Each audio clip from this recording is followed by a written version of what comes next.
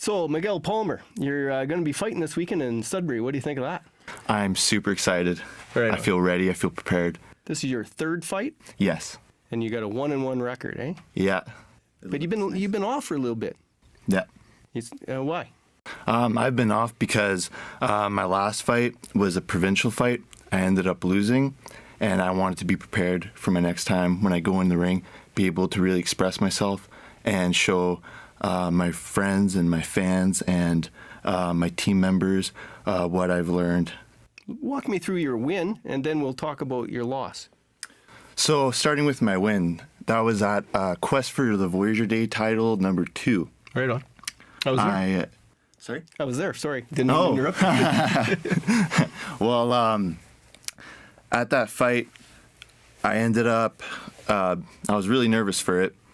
I ended up going against a shorter opponent. My reach was something that was something I was able to implement onto my opponent.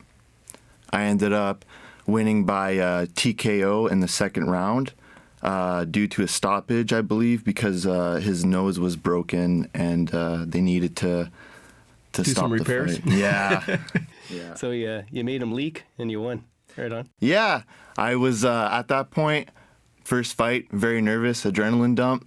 Yeah. I was ready to get out of there. Oh, yeah, for and go celebrate. Oh, right on. How old were you? I was 17 at the time. And you're 23 now. Yes. Right on. No, your loss. And tell me about the emotions after, realizing when you knew you lost.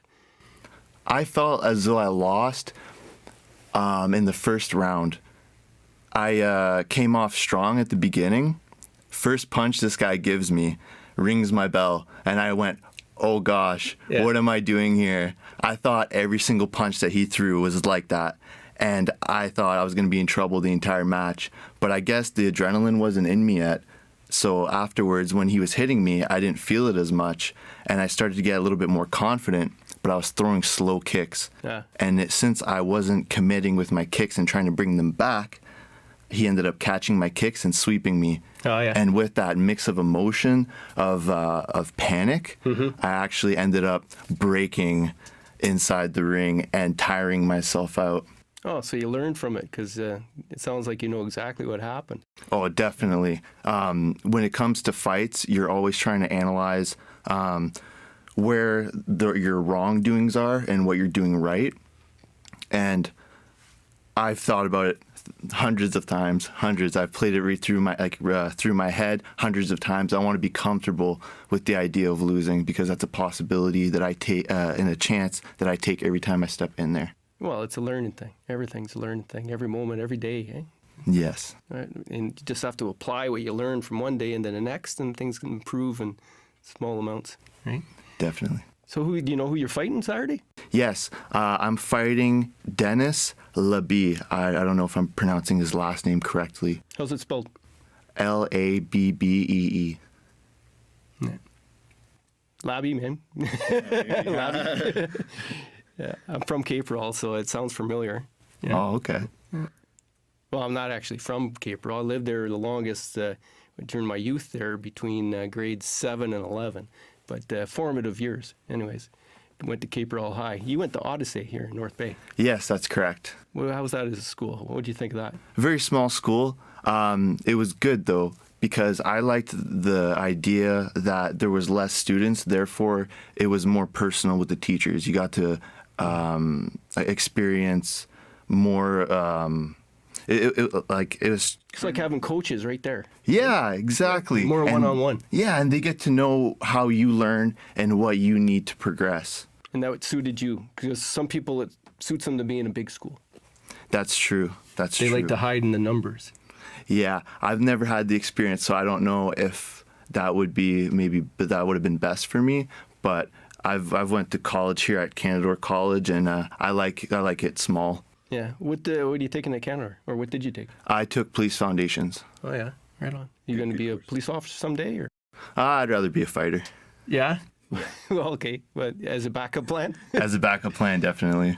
Well, actually, my son's training jiu-jitsu down in Waterloo while he's at Laurier, and he's thinking about, after his football career, he might get into some MMA, and his backup plan is policing. So Right it's on. interesting. What kind of personality does it take to be a fighter?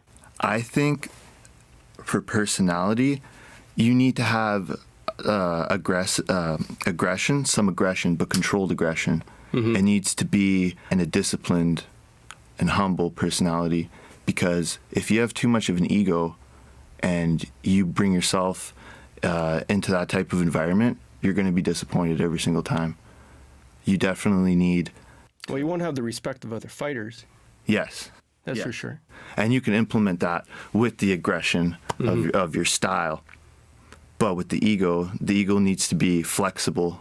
It needs to be able to be pushed and to be pulled and to be stretched and minimized as well. What weight you fighting at? I'm fighting at 167.5 February 2nd. Oh, That's higher than what I'm used to. Usually, my past 2 fights, I fought at 155. No, you feel comfortable at this weight? Yes, I feel comfortable at this weight. I feel more comfortable the heavier I am. So it's not usually something that you'd get from fighters, but I like to feel strong. I have my max potential for strength on my opponent. We'll see if that theory holds true in the third round. Yeah, for sure. Yeah, when you get slowed down. All right, then. Well, best of luck, man. Thank you so much. Appreciate it. Thanks for coming to Small Town Times.